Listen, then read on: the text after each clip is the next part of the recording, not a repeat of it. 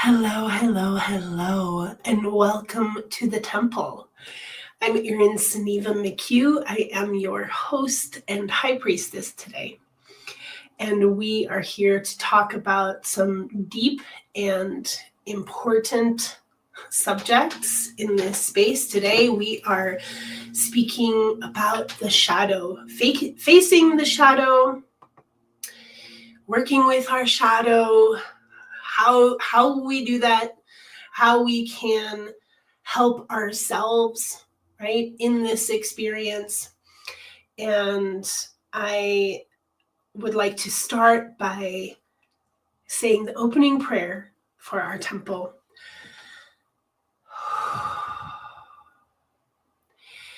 As we enter this temple, I welcome the presence of our higher selves.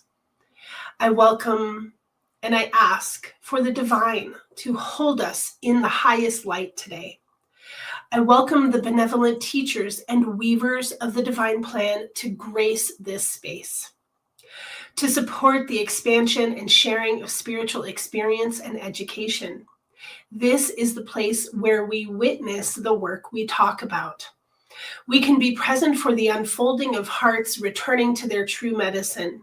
You may be called to this space today because you are seeking connection to your divinity, or you are seeking a space where you can truly dive into your inherent perfection. Remember how to heal, to walk the path of love, and to participate in the restoration of the divine plan on earth. And so it is. I'd like to start with a song, actually. And this is a hymn of mine that I received. Hello, everyone. Thank you for coming. Welcome, welcome. This is a hymn that I received 16 years ago on the spring equinox.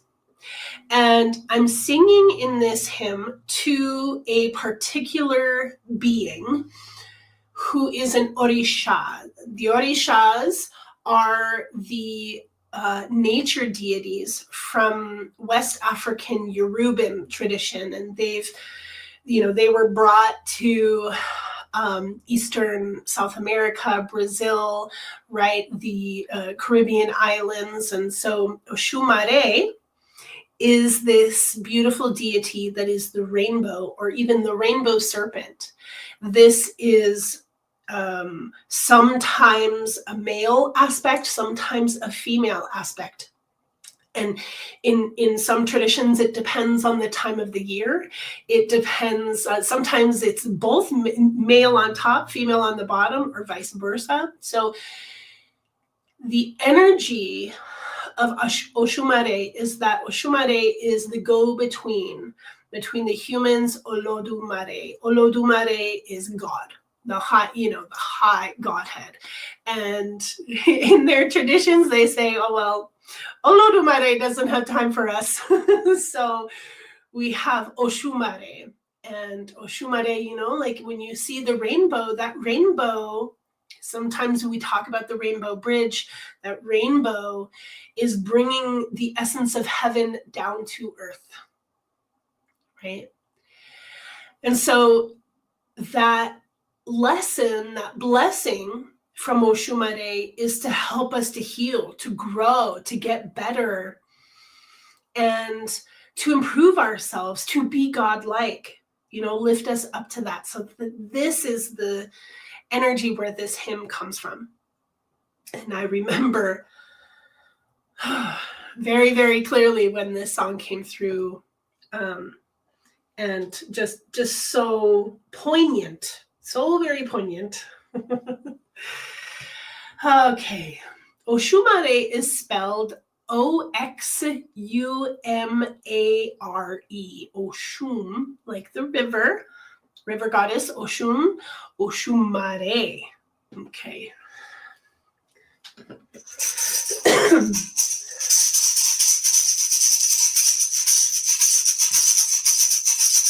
Oshumare, Oshumare, I ask all night, this is how I pray. Oshumare, Oshumare. I ask for light, this is how I pray. Lead us from the darkness, lead us not astray. Keep us in our firmness each and every day. Cleanse us of our sorrows, free us from the pain. Teach us how to forgive and rise above again. Oshumare, Oshumare. I ask for light, this is how I pray. Oshumare, Oshumare. I ask for light, this is how I pray. My path has been so crooked, help me make it straight. I'm crawling out of darkness to sanctify my faith. Forgive me of my past deeds, there is no time to waste. Help me lead a strong life, it's time to celebrate. Oshumare, Oshumare. I ask for light, this is how I pray. Oshumare, Oshumare. I ask for light, this is how I pray. Lead us from the darkness, lead us not astray. Keep us in our firmness each and every day. Cleanse us of our sorrows, free us from the pain. Teach us how to forgive and rise above again. Oshumare, Oshumare. I ask for light, this is how I pray. Oshumare, Oshumare.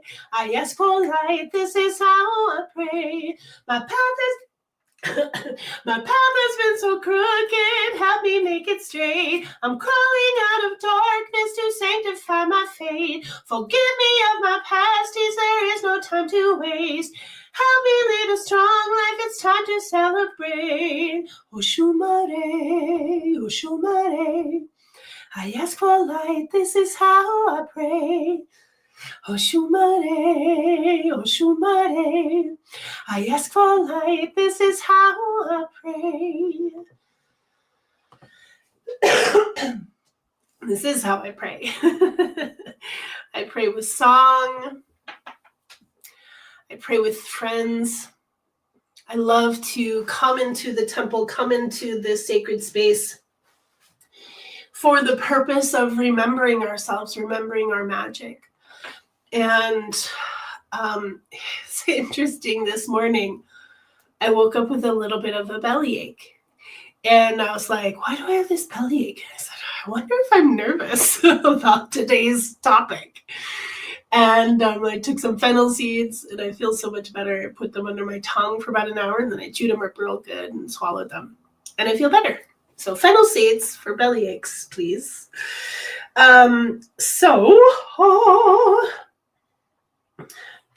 The shadow, shadow work, my friends, shadow work. I feel like I've been doing shadow work for at least 20 years, you know.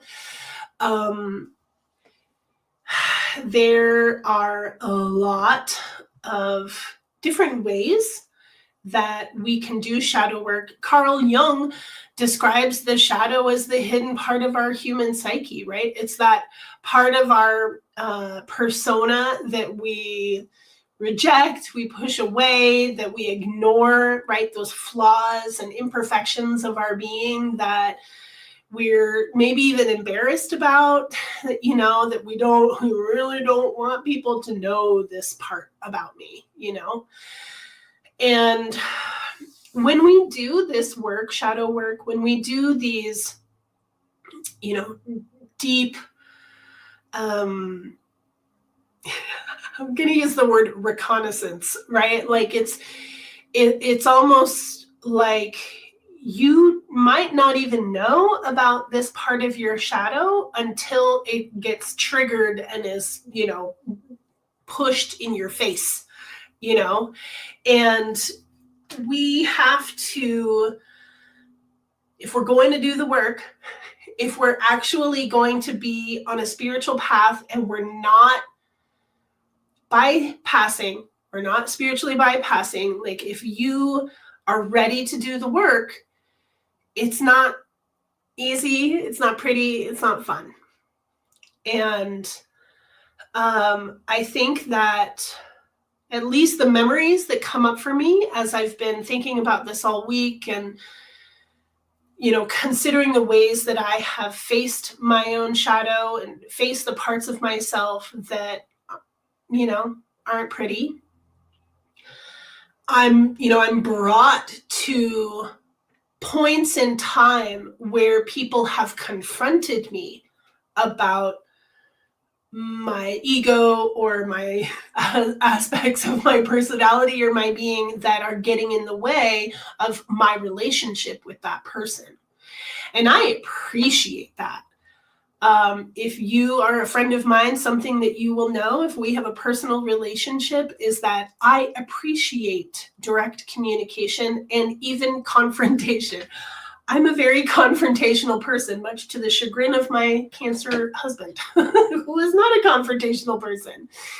But I am also, because my whole life, my whole life, I've gone to, I'm pretty sure since I was 8, I started going to, maybe even younger, going to therapy because of my parents' divorce, right?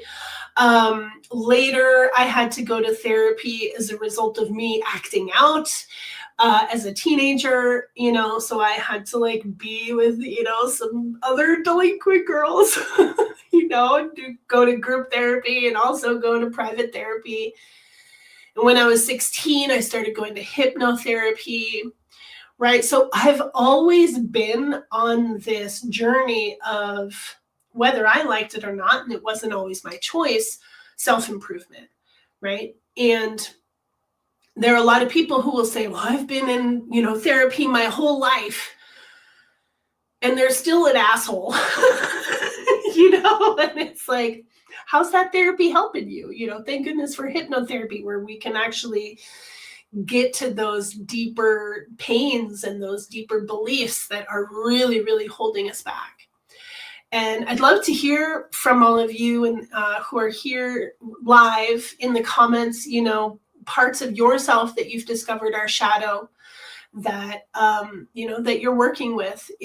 I'm going to go through mine. We're going to talk about, how do we face these parts? How do we tend to these parts that might have been formed in childhood, right? So shadow work is also trauma work. And when we heal wounded parts of ourselves, a lot of the shadows that were created because of our trauma, right? The shadows that were created within our developmental process due to this trauma, because as children, all we want is love and approval.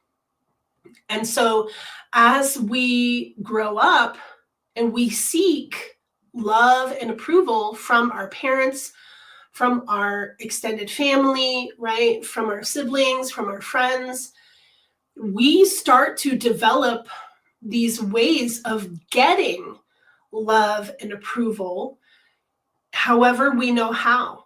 And those, if we are not naturally held in our childhood by parents and family members with love and appreciation and validation, then we're going to look for it in other ways. And that is not always going to be healthy, usually in an unhealthy way. And so we are creating these parts of ourselves. They're almost like, shards of our being. Welcome. Yes, and it's so, oh, wow, Maria, wow. It's and so powerful too. Maria is sharing running away from the troubles in order to survive them, right? And realizing that that's what she did. That's huge, and how powerful too. And I'm so sorry that you lost your mother this year. I remember when that happened, and just, it's so hard when the parent passes. But that was the almost like the spell breaker, right, of her passing, that you were able to, like, the veil lifted and you could see all of these different coping mechanisms that you probably created in order to feel safe. You know, so much love to you, Maria. Yeah, and so when we didn't have the resources to deal with our emotions fully, things get stored in our nervous system. And we start to tell ourselves stories, right? Stories about why things are the certain way that they are, how we need to be in order to be loved, seen, honored, appreciated, right? I have a quote here from Carl Jung. The confrontation, confronting the shadow, is the first test of courage on the inner way, a test sufficient to frighten off most people. For the meeting with ourselves belongs to the more unpleasant things that can be avoided, so long as we can project everything negative into the environment. But if we are able to see our own shadow and can bear knowing about it, then a small part of the problem has already been solved. We have at least brought up the personal unconscious, right? The shadow is a living part of our personality and therefore wants to live with it in some form. It cannot be argued out of existence or rationalized into harmlessness. So, this piece here that's like, we've already started doing the work by acknowledging this is my shadow. Okay, so so in my notes in preparing for today, I'm like, okay, well, what are the shadows of mine that I'm aware of, right? And sometimes I can, say like, okay, first of all, I have a big ego. I have a healthy ego. I have a performance degree, right? When I went to school, when I went to University of Southern Oregon for singing, when you go to music school or performance school of any kind, you are constantly proving yourself, constantly learning how to improve, right? Improve, get better, be better than, right? And be better than yourself, but be better than everybody else as well, because you're auditioning for solos. You're having to do these juries at the end of every term or at the end of the year, right? So it's like you're constantly auditioning, you're constantly being criticized, and you're constantly criticizing yourself. And so there's a shell of protection called the ego that forms around that energy, right? And when I first entered into the ritual world when I was 21, I went to my first community ritual, which was a Samhain ritual, Halloween. And part of that energy around Samhain, according to this beautiful community, but according to, many aspects of the veils and the shadows and all of the parts of our being, Samhain is the time when you get to purge your shadow, when you get to let your shadow out and play and, be, be present, be seen. And so I did that. I took my junior recital dress, which was also my prom dress from high school that I had taken in and looked amazing, and I destroyed it.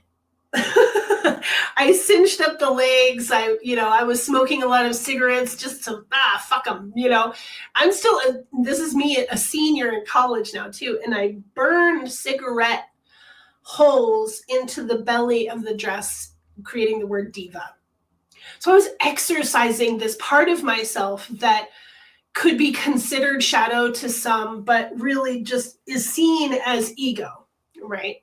So I played with it and I learned about it and, et cetera, et cetera.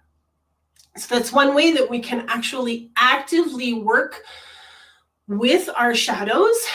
in a playful way, in a loving way, so that they get to come out and be seen and be acknowledged even. And that really, truly is an aspect of healing the shadow. Shannon shares, fear of stepping into my own light because of past lives of being burnt at the stake. This is huge. This is huge and shared by a multitude of people, believe me. Being burnt at the stake for holding space and being a healer, understanding now why I shut down a lot and your fear of being burned alive. It's real. It's real. We refer to this as the persecution wound. It's not necessarily a shadow. I could see how this could feel like a shadow part of yourself, because our work with our self-worth, right, is we do also have to face that shadow part of ourselves that says you're not capable of this, right? So in the healing of that wound, the persecution wound, the witch wound, whatever you want to call it, there is the necessity, this is the hard part, to forgive everyone involved. And one of the ways that this is a collective shadow too that we're talking about. So we have our personal shadows, and then there's collective shadow. The Holocaust is a collective shadow that is totally shrouds humanity, and has created endless stories on top of it, right? That whether they're true or not, a lot of it is even fabricated and fear-based, right? All of these things. So we also have to face the persecution wound or the witch wound as a collective, which I truly believe is actually happening right now because so many are becoming aware of it, right?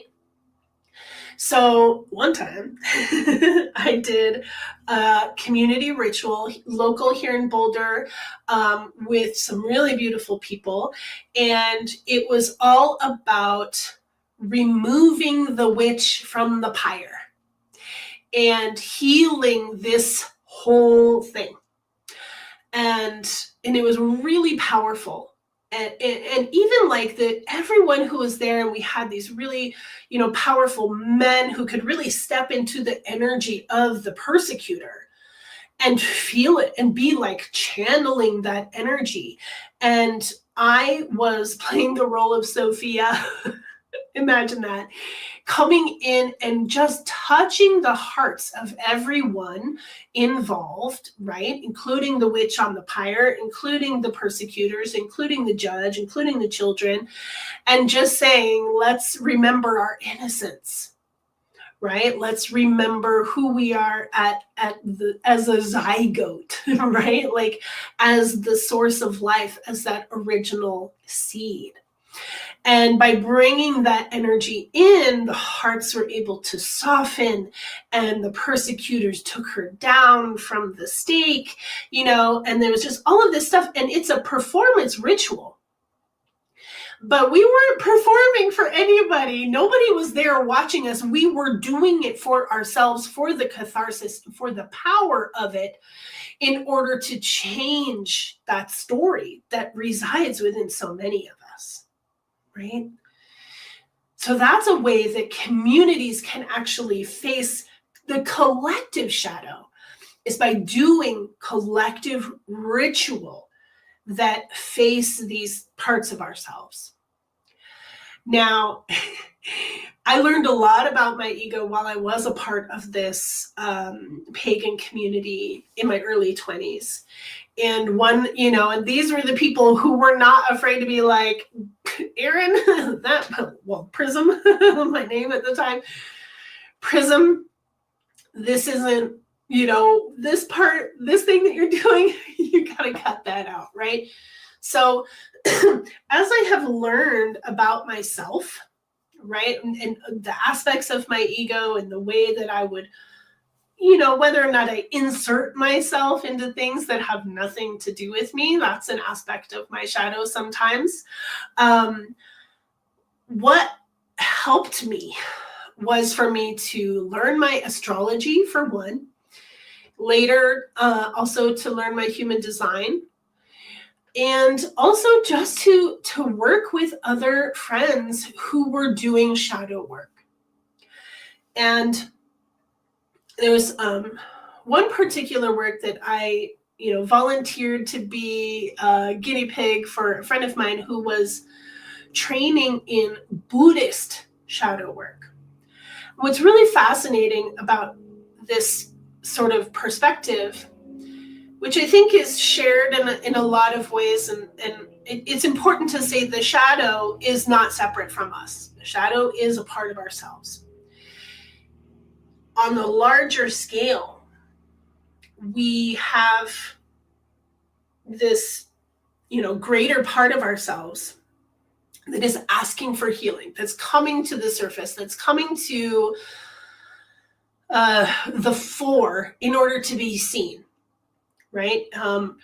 One of the ways that we deal with our shadows is by allowing them to take their demonic form.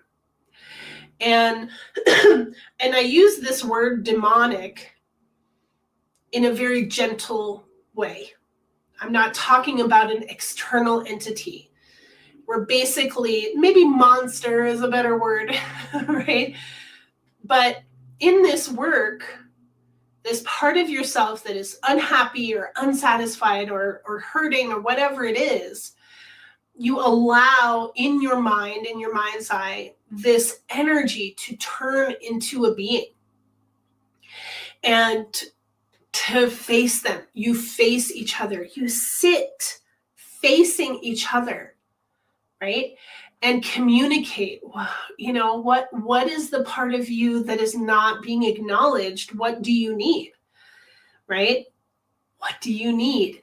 And this is so key with the shadow work. This is also in alchemy. This is in the work that I do when we're this. So we'll shift now into the way that I work with the shadow,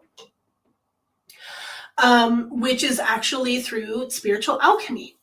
And so in spiritual alchemy, we are tending to an energy by applying the divine light in order for that energy to shift into a higher frequency. That's just very layman's terms. That's what we're doing.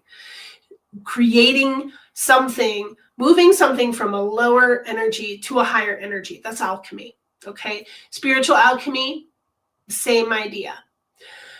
So when we discover a part of ourselves that is being loud, right?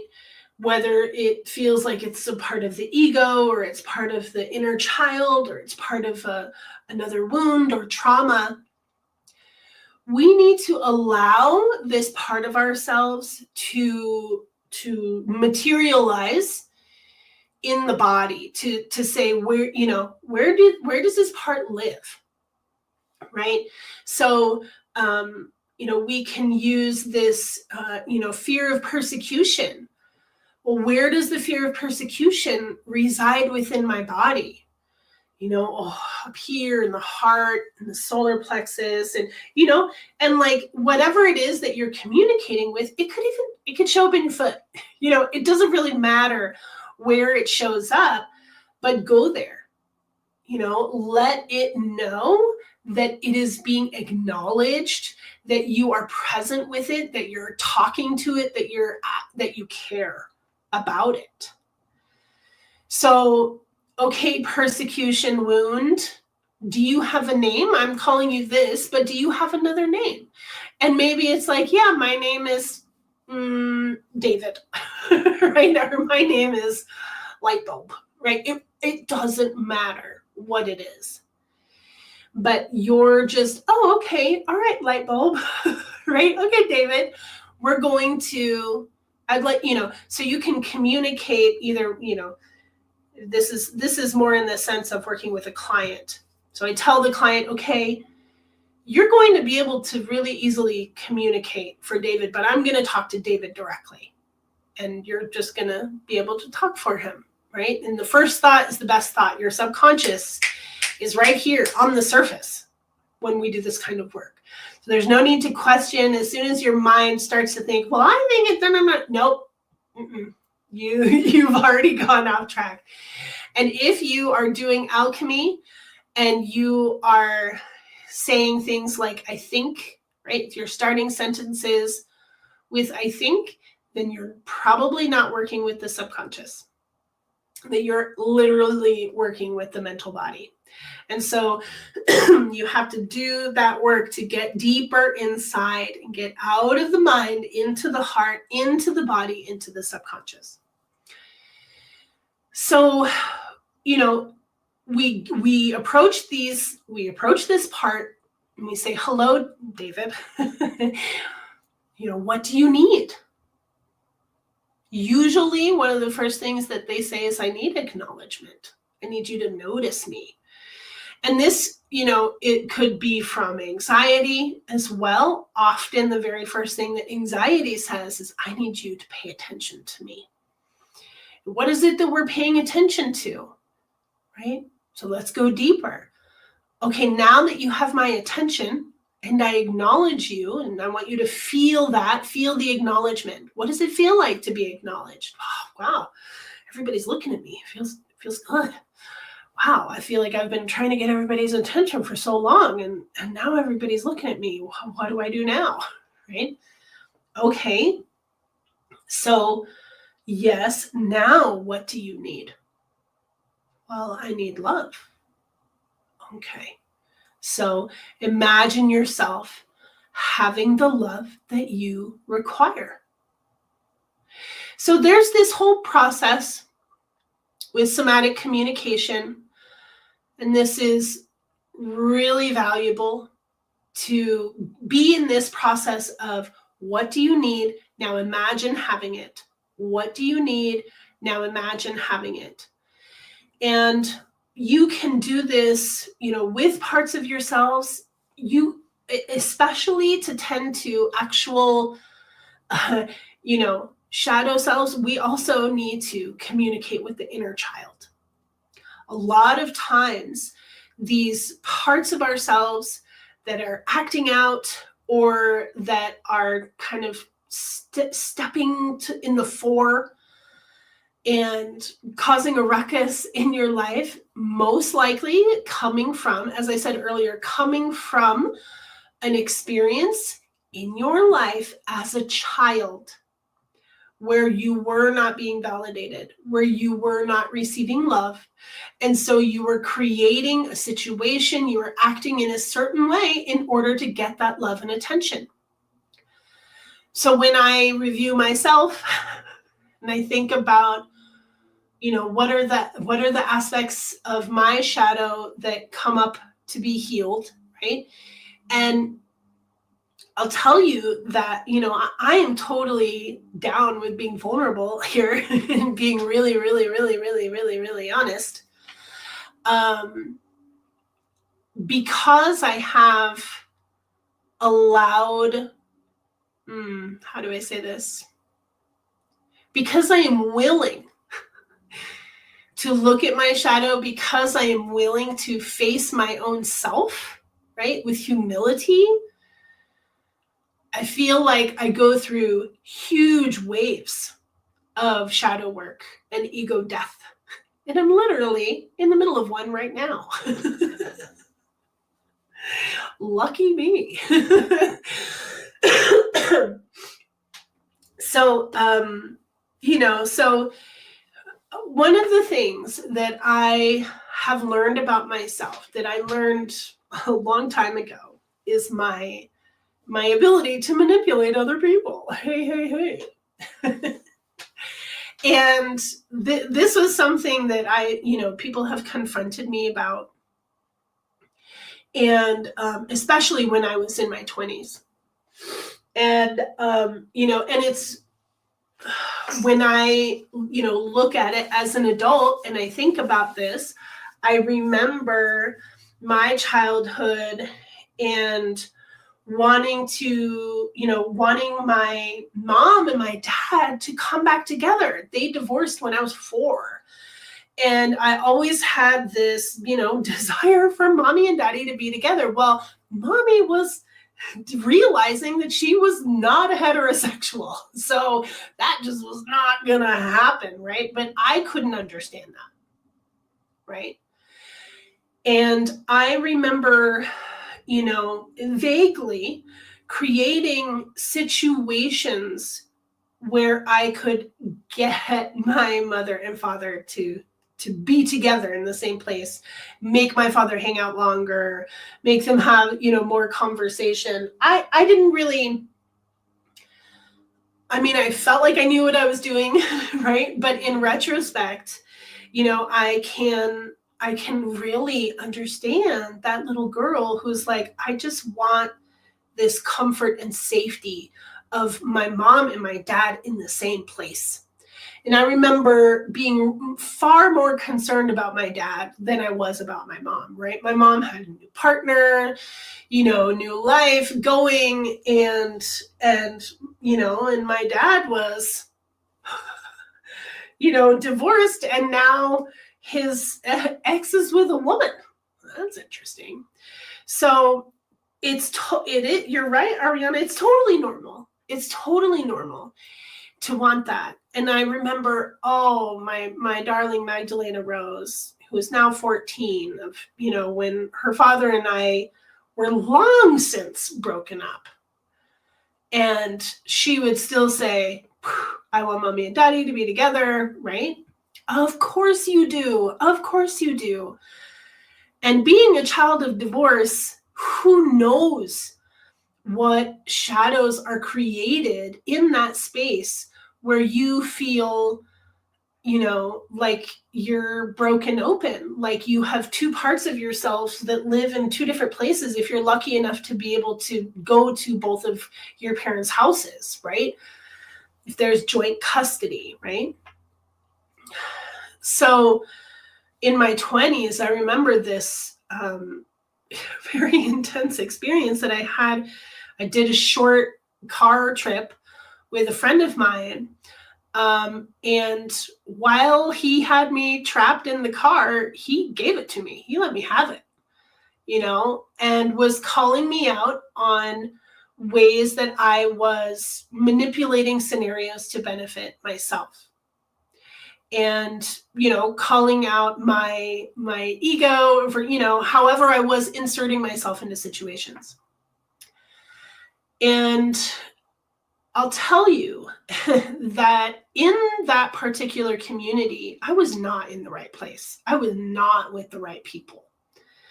I was a heterosexual woman who was still figuring out who she was, surrounded by gay men, by, gay, queer pagans, and I loved them immensely. But in that space, I could not find myself. I literally couldn't find myself. I found parts of myself, especially with the goddess, right? I found parts of myself in ritual. I found parts of myself, but I was so not in a space where I could fully be myself and experience myself that I was compensating in other ways and probably acting out, as a diva in some way. I can't recall exactly. But one thing that I do remember is that when I did have a humongous channel opening, it was my initial channel opening, a very powerful experience. Excuse me. I was belittled by the community and by my closest friends, and it still makes me emotional. It especially makes me emotional today, or at this time in my life, because what was happening to me then was, because I was seen as egotistical in my celebration of what was happening for me, and seeing myself as a vessel, and then saying, I think my name is Vessel, but I was a vessel, right? And, fast forward to 20, 23 years later, and I'm a fucking channel. I'm over here being a psychic medium. And when I was 23, and that initially happened for me, the community that I was with shut it down because they saw me in my ego and not in my authentic experience of what the fuck is happening to me. And so in that space, my shadow would arise. My shadow would show up because I was not in the right place where I was being spiritually nourished, right? By my community. I didn't know how to nourish myself, and I didn't know how to deal with what was happening to me. And so I shut it down. And everybody around me validated the need for this to be shut down. And I feel where I am at now is that if that hadn't happened, if I hadn't shut that part of me down for so long, and she's here, right? Like, it's not that I wasn't able to do the things that I wanted to do, but I do imagine where I could be, if I hadn't shut that down and then come back to it 10 years later, right? If I had actually allowed myself to follow that, to trust what was happening, right? And to also see that this is not something to compete with. This is not something that I'm trying to be better than anybody else here. This is happening to me and it needs to be honored. So when things are happening to you and you have openings and you have things that you don't even understand are happening, and your shadow kind of shows up around it because you are unsure, I encourage you to let that shadow communicate what it's protecting. What is the shadow protecting, right? Now, I know that sometimes one of my shadows is an insecurity, right? Or comparing myself to other people. All of these little stories and journeys in my life, they all go hand in hand, right? My being needed validation from my community, even though I didn't know what was happening. But just if one person could come up to me and say, wow, Erin, Prism, what's happening? Do you want to talk about it? Instead of saying, whatever, literally, So we're really in this, especially now, in this place of massive awakening. And at the same time that you're awakening, your shadows are going to come up, because the way that we are awakening, the gifts that we have, they've been with us the whole time. And our shadows are the parts that have been overcompensating for our community that does not support our spiritual awakening. Can I get an amen? Right? So we can trust ourselves. We can trust that I'm just reading Ariana's comment. Yeah, we do go through things that we need to just, we need to trust that everyone is in a growth process, no matter where they are on their journey.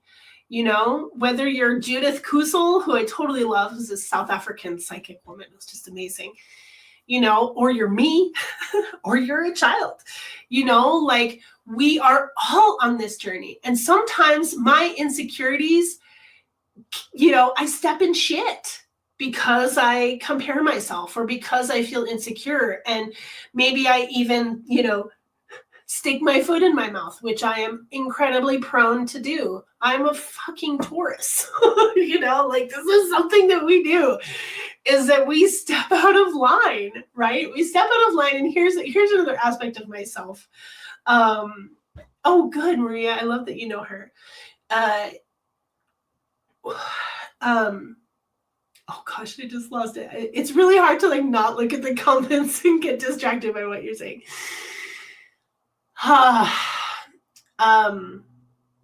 Oh goodness.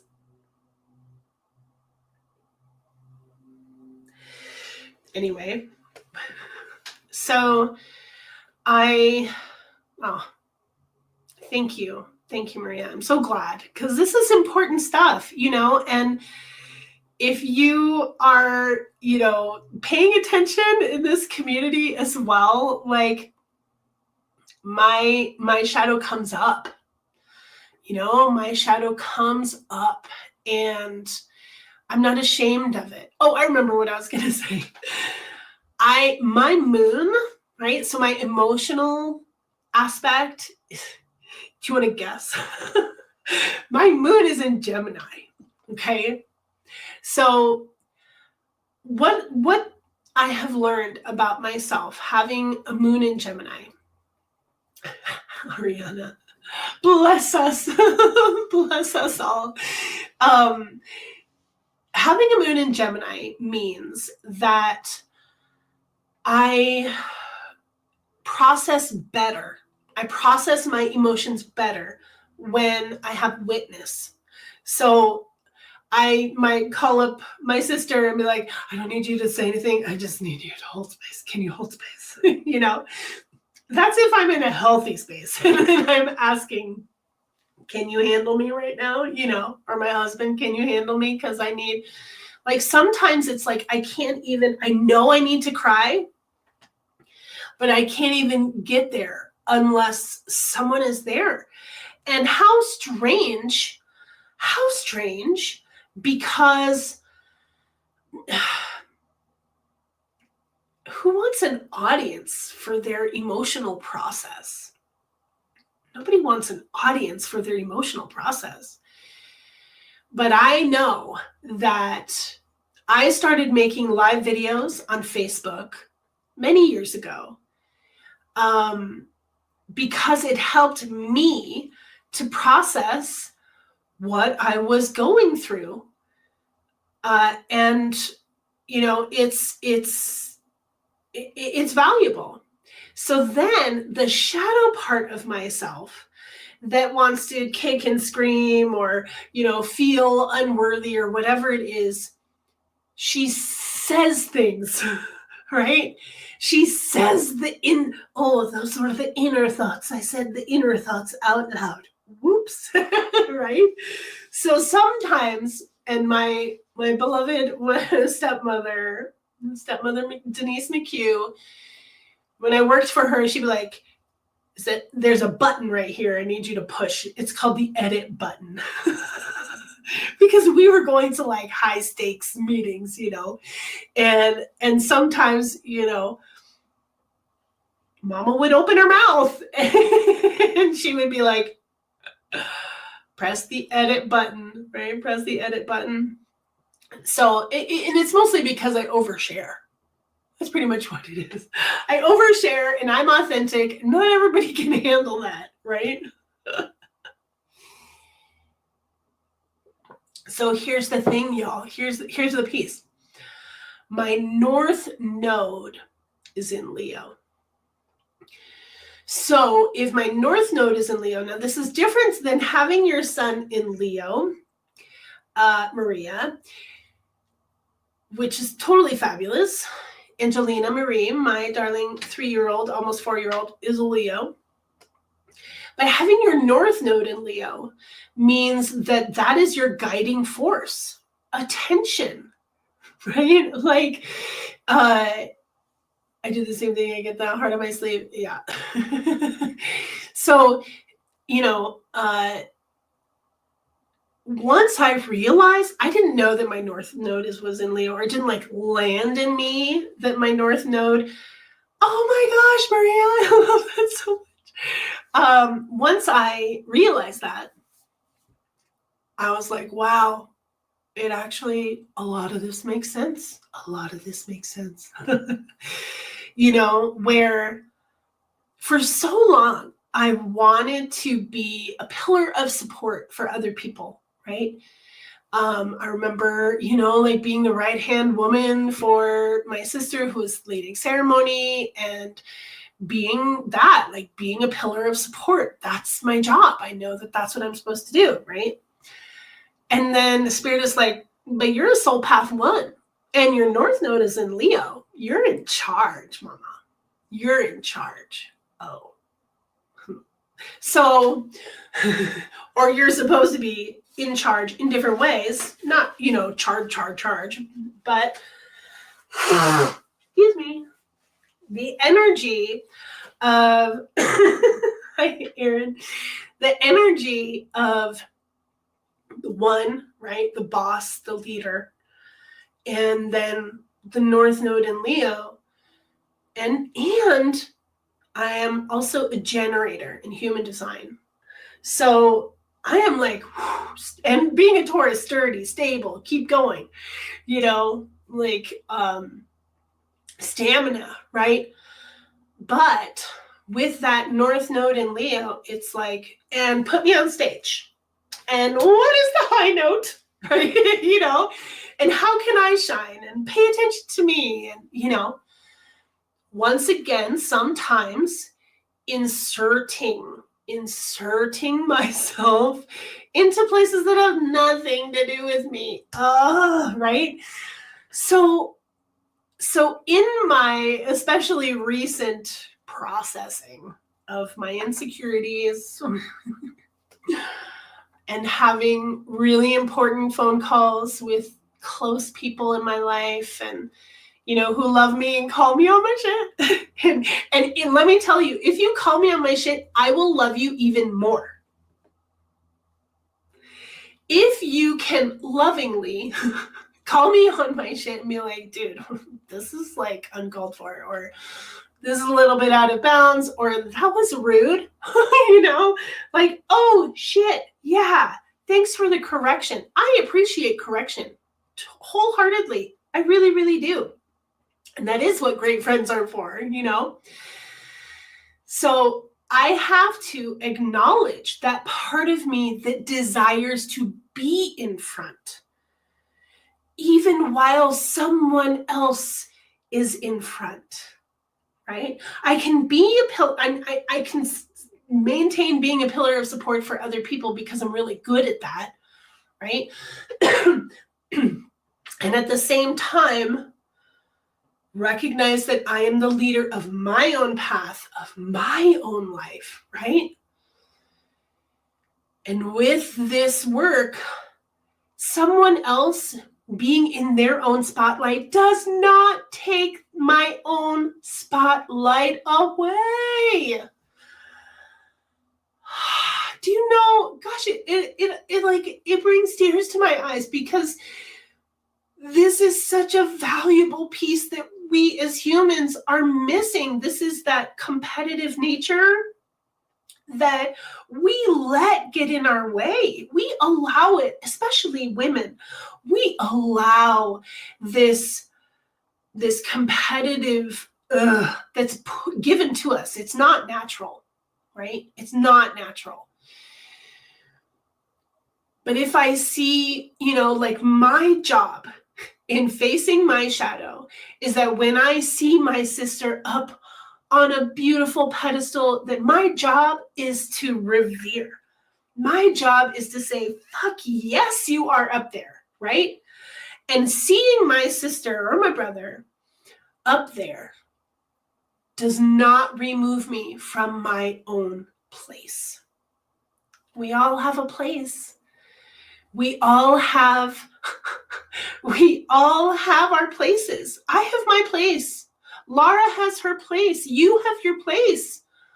You have your path. Stay on your path. And as soon as you see yourself comparing yourself to someone else who you see as successful, and I mean, come on, like the whole competition comes from perceiving lack. Like you have to compete for something because there isn't enough. Charisse, brilliance. Yes, exactly. That's the thing. And And with that, your path is your personal path. No one can take that away from you. Someone else pursuing and being successful on their path does not take you off of your path. It only shows you maybe where you can improve or where you might want to do better. Or, you can see it as a reflecting, oh, I really like what she's doing. I really like what they're doing there.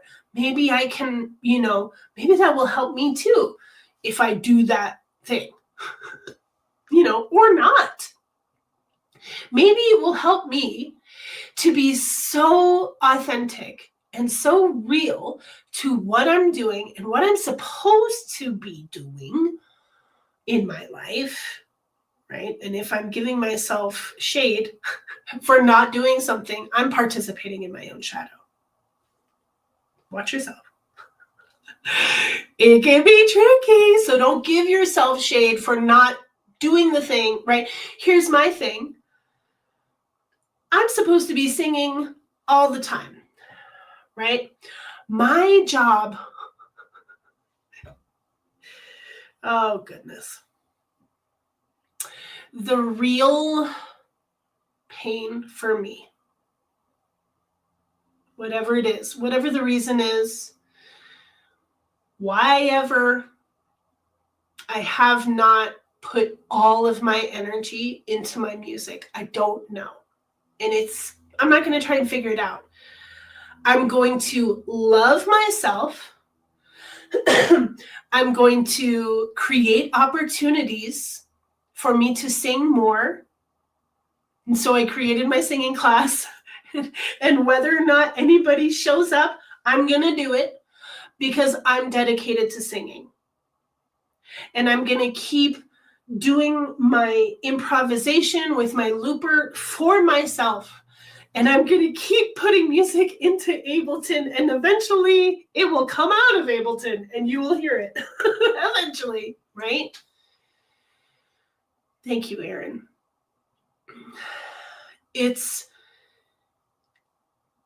when people ask me, what's your dream? What do you really want to do?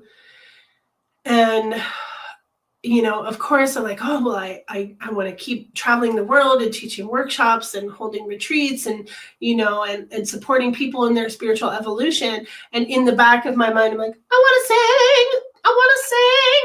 All I want to do is sing. Right? That's the truth. Like, that is the real truth. And it doesn't mean that doing my other work makes me not sing.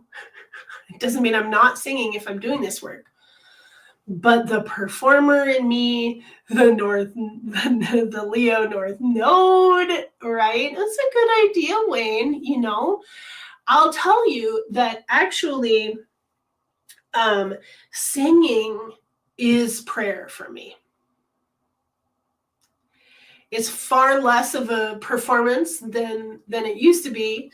And I actually had to go through, many of you know this, I had to go through a purge when I first met ayahuasca, and I was doing dieta in Peru. And that was the first big thing that I had to face and heal. It was the inner critic, so that I could shift from performing to singing for healing. And it was just like, ugh. And I don't need to go into detail. But singing is praying times 2. Let me tell you why. Because when you sing, you use your entire brain. You also regulate your cardiovascular system. You amplify your heart field when you sing. So if you sing in prayer, you are doing the ultimate, highest thing that you can possibly do, because you're using your whole body, you're controlling your breath, you're regulating so many systems, in your body, especially your emotional body. Singing is therapy, right? So Maria has a question. Wonder if you can make songs that can be played as a high vibe clearing type, leaving a doctor's visit, and just pop that on in the car and clear my energy on the way home. That would be so cool. Totally.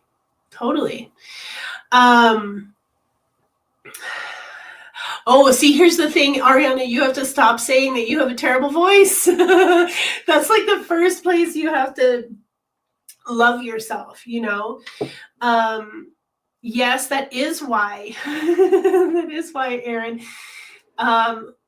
Yes, I actually have a voice student right now who's a shaman, and she's amazing. She's just so tuned in. She's also blind, and she's just really, really cool to work with, and her experience receiving her like as a student is just phenomenal.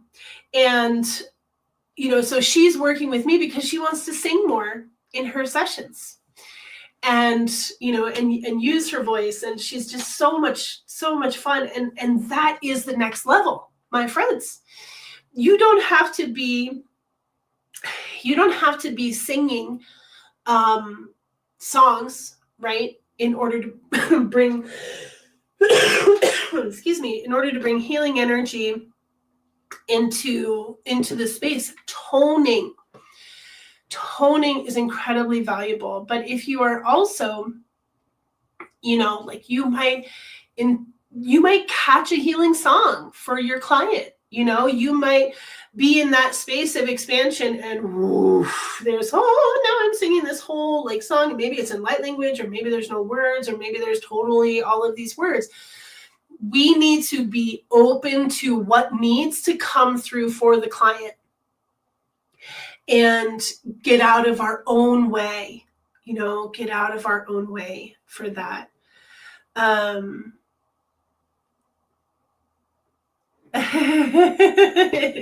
Yes, Erin, I know. We've talked about this. And so here's the thing about, let's face that shadow part that tells us that we shouldn't sing, or that we can't sing, or that we have a terrible voice. That is also from our childhood, most likely from your childhood. I actually like to say that like 90% of singing is listening, right? So we actually have to become good listeners, better listeners, in order to be better singers. And that's the first step, right? Is kind of matching what you're hearing. And just a couple of tips is putting your hand in front, you know, like Mariah Carey will sing, and you'll see Mariah Carey in the recording studio, and she's covering one hand, or she has her, I don't have my headphones here. She has her headphones on, but she's one ear is not covered, right? So that she can hear herself. Or you plug your ear so that, right, so that you can hear yourself better. My first voice teacher, she said, you know, our ears, sorry, I need to slow down. You guys are getting me all excited. Our ears should be on our elbows. That way we would hear ourselves better, right? So this is something I still struggle with. I will think that I'm singing something, right? And then I'll hear the playback, and it's slightly, you know, higher than I think I'm doing, or slightly lower than I think I'm doing. And I'm like, wait a second, how is that? I thought I have a good ear. I'm a vocalist and a teacher, and like, how am I getting this wrong still, you know? And so I just have to come back to that place of, am I listening? Oh. And so putting your hand, you know, or putting a book or a piece of paper, you know, in front of you, just to reflect your sound back to you towards your ear, right? So you don't have to cover yourself, but you're just putting it here so that the sound is bouncing back. And then from that place, you can hear, oh, I'm not matching. And then you learn how to raise or lower your voice and how to find that match, and you feel it, match, when you harmonize, when you resonate, come into unison with the other, sound that you're singing along with, you can feel it in your body. So this is the thing that really got me going as a teacher, was in 2007 when I did a yoga training, and it was a women's goddess yoga training. And the amount of women who were vocally shut down and had so many stories around, oh, I can't sing, or I'm a horrible singer, or blah, blah, blah, blah. And hi, Brittany. It made me angry. It made me so angry, and I was like, God, I have to do something about this. This is not okay, right? But the thing is that this inability to carry a tune is wholly inaccurate. Now, we don't do Bible quotes around here, Wayne. You'll have to spell it out for us. We don't know what that means. So what's needed is to actually tell that inner child, Erin, Ariana, Donna, we need to tell that inner child, keep singing, keep shining,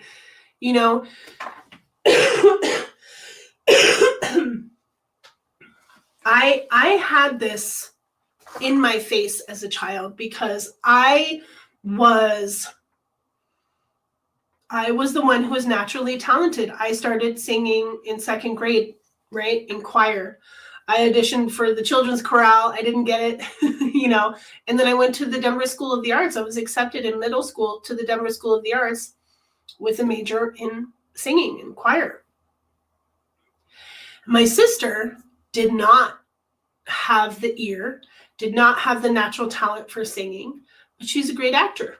And so she also went to the School of the Arts for acting. And then we both went on to university. She went for acting and directing, and I went for singing. And she was told her whole life, oh, Anna, don't sing. Just let Erin do it. Because she didn't have the natural ear. Now, here's the thing. An ear needs training. If you don't come into this world with the ability to sing, then you just need training. And you can train your own ear. You can train yourself. Sometimes, now Maria's question, she had a question about like, why do I sound more sharp? I think it was. Let me see. Why do I always sound higher pitched when you listen to a recording? And are you talking about singing or speaking? Because our voices are often higher than we hear when we speak. If you're not in key when you're singing, then you need to do that, listening trick.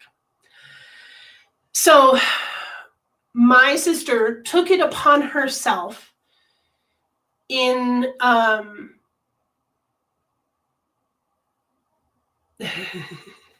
yeah, your speaking voice does not sound like what you think it sounds like. And that's something that you just have to get used to. You just have to get used to it. And if you want to really do get better at singing, then you need to record it and you need to listen and you need to respond to what you feel like you need to improve upon.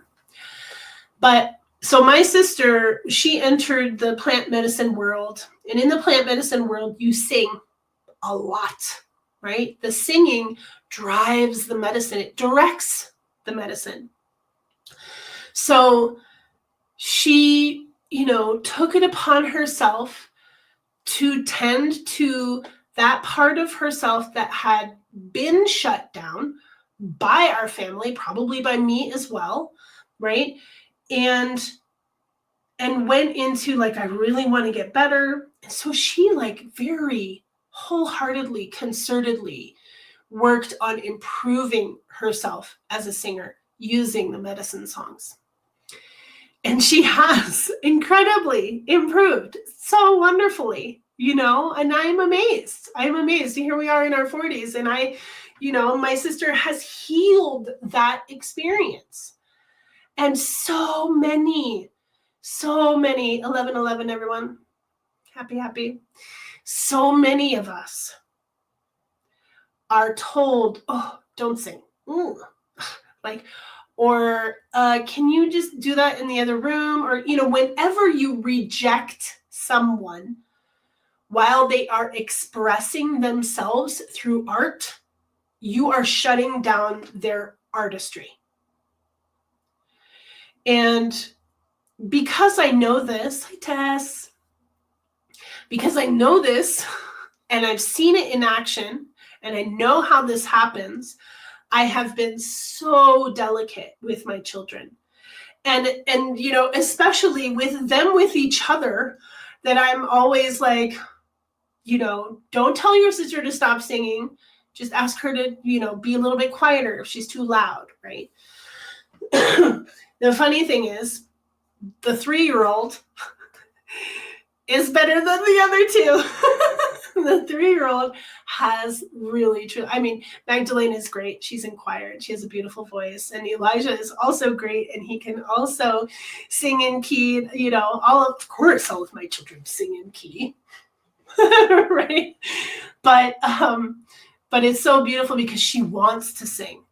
And she said, okay, mommy, let's sing a song, And that just brings me so much joy. But every time that if it's like too much for the others, we make sure to say, okay, that's enough. Let's switch to something else now. Like it's never it's never a shutdown. Yeah, of course that's her name. Her name is Magdalena Rose. Yes, it is. So, yeah, and it's just already better than singing. My grandma would say I stopped singing for a long time after that. We all need to sing, my friends. So Tuesdays, it's free class. I'm not charging for it. You don't need to join my Patreon or pay for anything. Just be a free member on my Patreon. Also, if you're a member of Astara, you have access. I've now opened that up to offer that to members of Astara. And you know what the funny thing is, Erin? I did not name her Magdalena. Her dad did. I put the rose. When we were deciding what her name was, he came to me. He's like, I received her name. I'm like, yeah, you did. Yes. So Ariana, that is a really good idea. Ariana says we should start a challenge to tell ourselves 10 times a day for the next month that we have a beautiful singing and speaking voice. And so here's what you do along with that. Okay. That is where you also sing something, right? Yeah, that's what Angelina, they all do. Yeah, they all do. Ariana, they name themselves. You just receive it. You just receive it. Except for Elijah. I had that name. I was like, when I have a boy, his name's going to be Elijah. So with the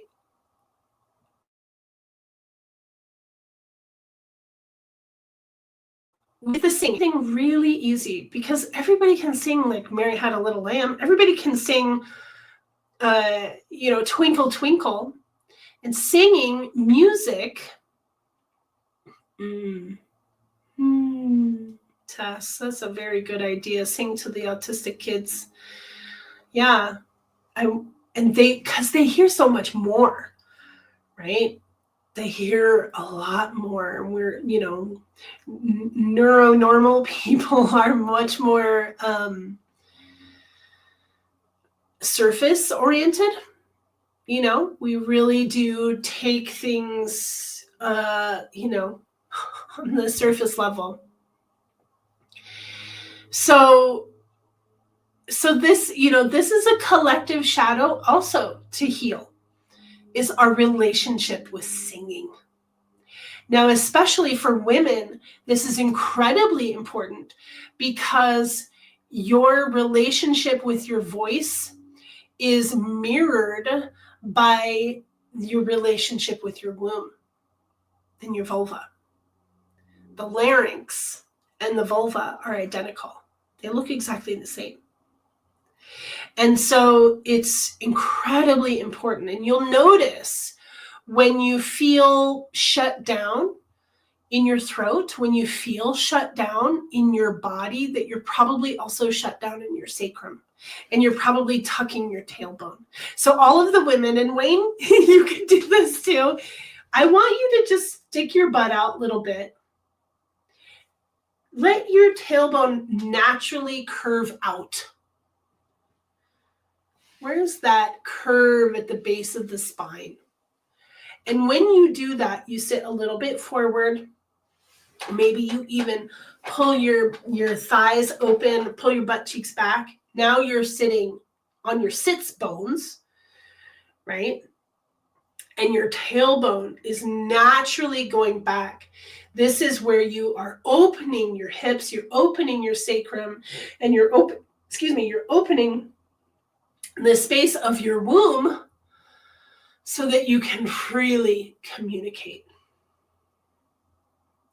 So check yourselves, check your bodies, check your posture right now. How are you sitting? How can you correct yourself? So important. So important. So, really, really powerful for neurodivergent kids or adults, music is also, if you look at dementia and Alzheimer's patients, right? Music is what can really bring them back from the brink, where they are not, able to show up or be present at all. And then you play music, especially from their, early days, and they brighten up, and maybe they even start to dance or sing, or, oh my goodness, right? So powerful, so powerful. So let us all give space to those parts of ourselves that really are aching for attention. And so that we are not, giving them the opposite of what they're asking for, right? I just realized that my lipstick was in my dress, in my bra. Excuse me while I just...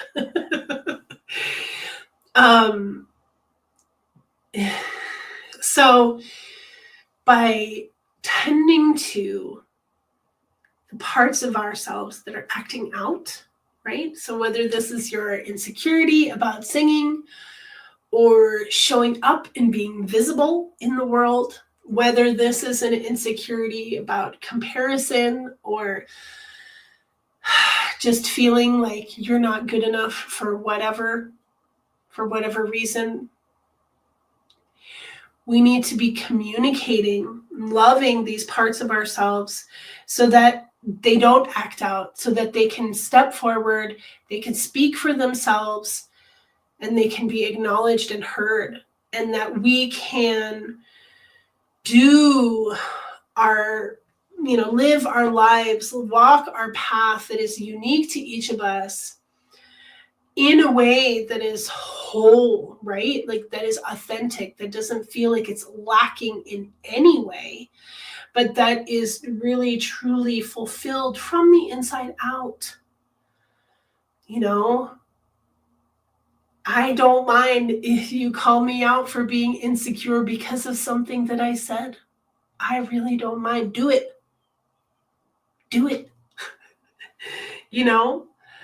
Because I am always willing to, sure, we can talk about shadow work with Rumara. No, I'm I got to wrap it up so I can have a little space before Rumara. But it's just really valuable, like in the Buddhist tradition, to just sit down and have a conversation with your demons. Let them take shape. Let them have a form. What do they look like? It's incredibly empowering and really important for us to just be in this place of, you're a part of me. And the funny thing is, I'm going to end it with this piece, because I think it's important. As we go through our journeys of learning and growing, we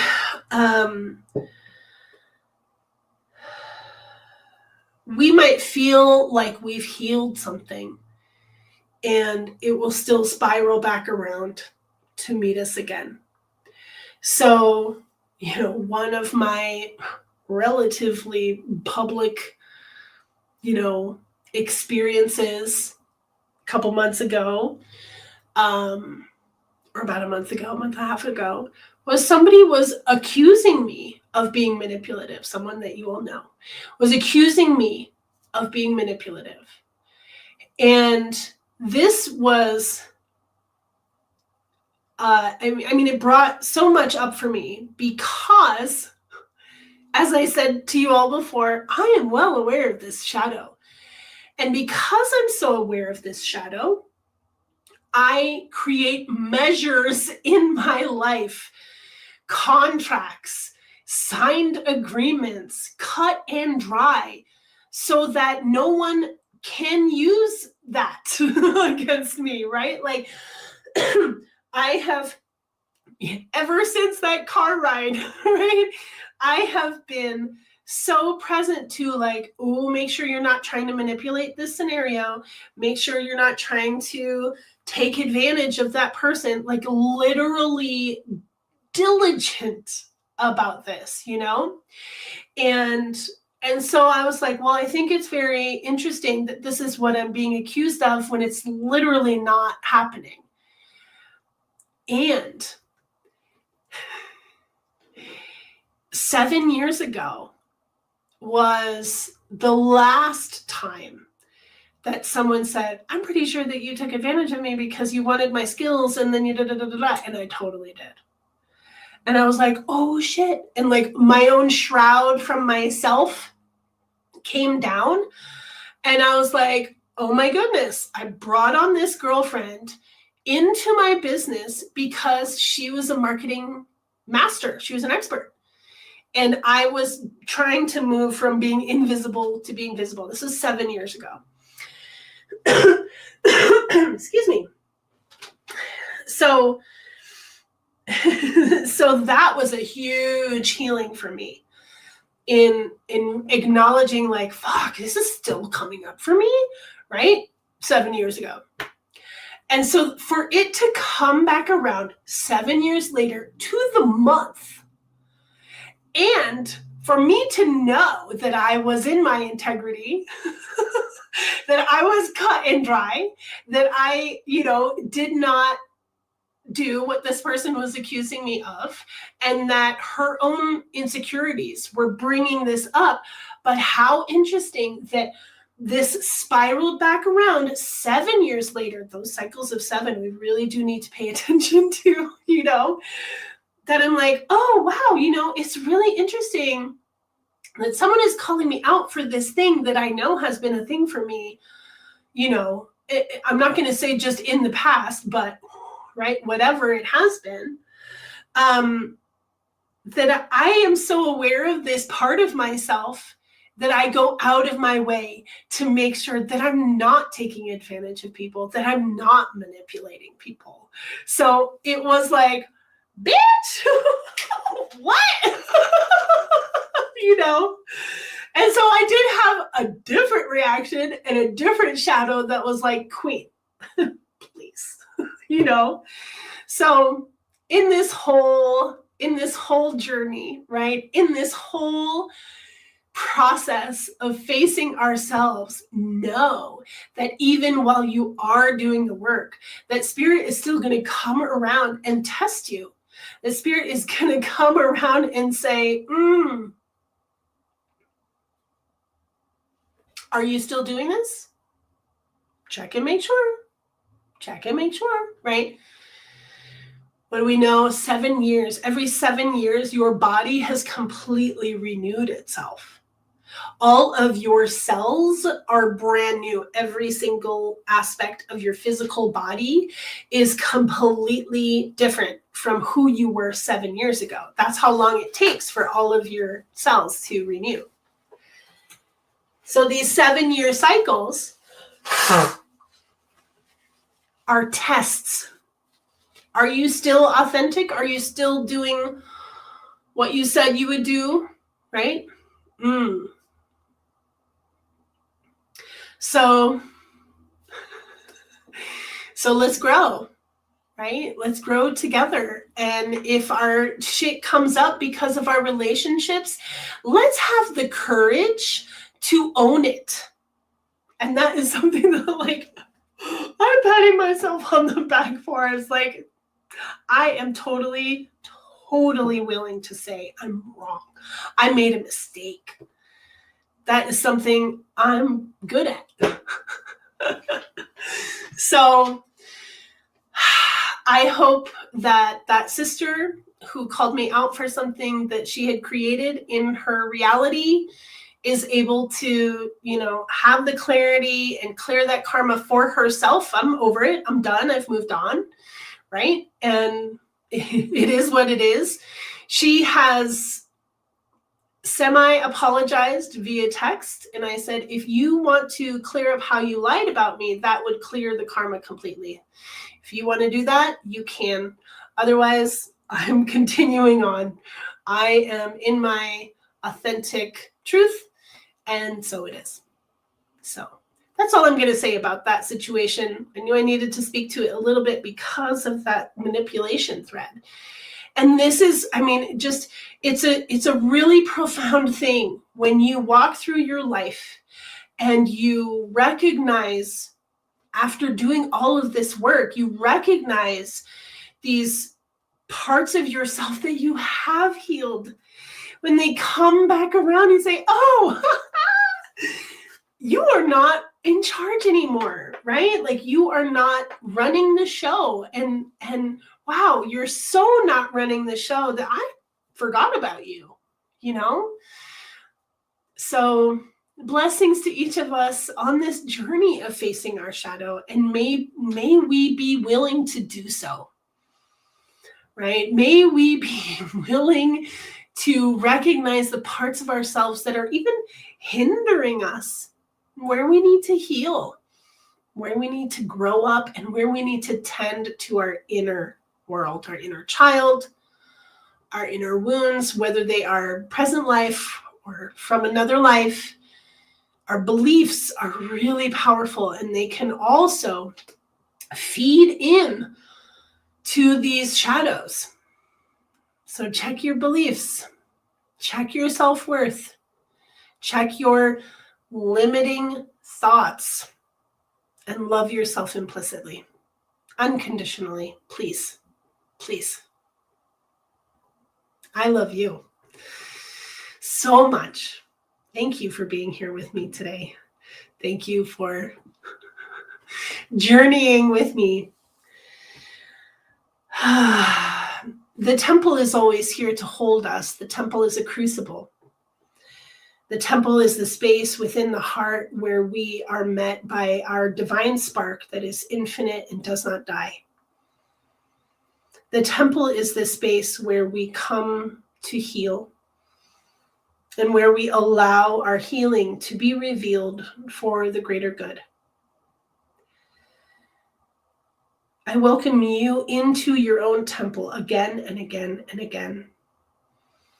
I welcome you into the space of devotion to your life, your path, your deity, your alignment, and to allow loving compassion and that reverence for healing, that reverence for the higher light, that reverence for personal, internal salvation, whatever that means for you, that you are able to discover the Savior within, that divine perfection that resides within all of us, in the way that the ego wants to take away that truth. We are infinitely perfect. And may we remember that. And so it is. Blessings. Blessings to all that you do. I'll see you next week, or maybe in 30 minutes for the Rumara Circle.